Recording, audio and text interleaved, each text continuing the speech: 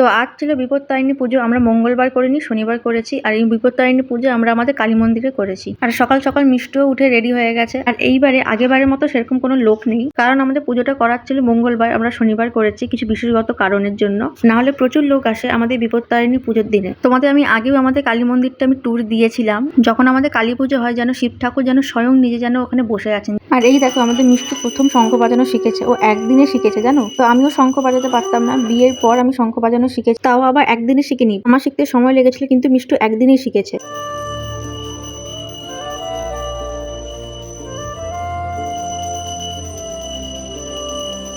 আমাদের পুজো কমপ্লিট। পুজো শেষ হওয়ার পর তারপর ঠাকুরমশাই নিজের মিষ্টুর হাতে লাল সুতোটা বেঁধে দিচ্ছিল। তারপরে আমি আবার চলে গিয়েছিলাম ঠাকুরমশাই বাড়িতে পুজো দিতে। আর জেঠুদের বাড়িতেও বড় করে বিপত্তারিণী পুজো হয়। আর তোমরা কে কে বিপত্তারিণী পুজো করেছো আমাকে কমেন্টে জানাবে। আর বিপত্তারিণী পুজোর দিন 13টা লুচি খেতে হয়, সেটা আমাদেরও নিয়ম আছে। আর আমি এখন পুজো দিয়েছি একটু ফল খেয়ে নিই।